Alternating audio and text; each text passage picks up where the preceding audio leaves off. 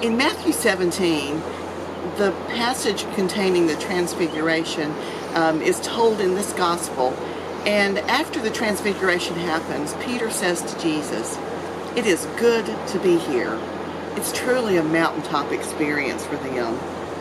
I'm reminded in the last few days by Facebook, by the memories, that usually at this time of year I am at Lake Junaluska Annual Conference on the mountaintop.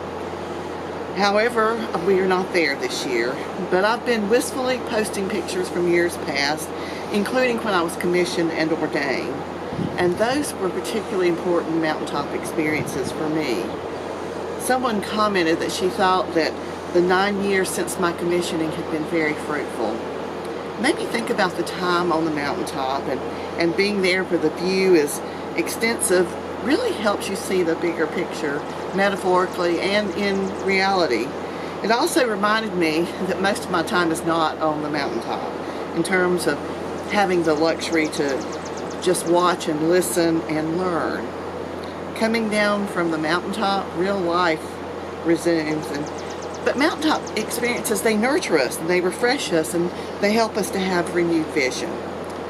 But the work is done in the valley. What about you? Have you had mountaintop experiences in your life, maybe in your spiritual life? How has that fed you and nourished you and enabled you to tackle the work when you return? Many of us are missing not just mountaintop experiences, but treasured annual vacations or trips and time off and time away. A friend told me that they went down to the beach last week as planned, but it was rainy, and with things closed and limited time on the beach, they mostly slept and ate takeout. Probably not what they'd had planned. Now, that kind of retreat can be a good thing, but it was not the same as it had been in years past. When our children were younger, I used to take them to the beach for a couple of weeks at a time.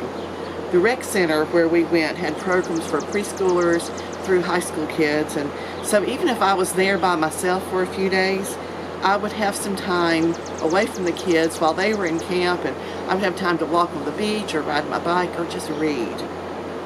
This year, it's forcing many of us to be more intentional and more creative about time for reflection and reading and relaxation and time away, even if we're staying in place.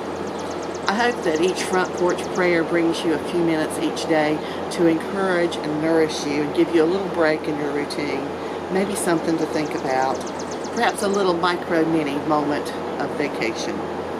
I encourage you to use what time you have available and to have some downtime, whether that means for you sleeping or turning off the TV, or maybe turning on the TV and watching a favorite movie, reading a book, or going for a walk.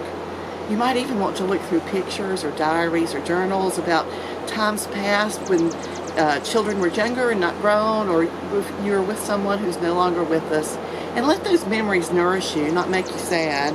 Just remember the glow of the sunset on that beach or the view from the mountaintop after a hike, and be grateful for that time. Take a deep breath and know that God is with us, whether we are on the mountaintops or in the valleys. Let's pray. Lord, thank you for the mountaintop experiences from years past, for the views we have seen, for the time with family and friends, for the beauty of creation.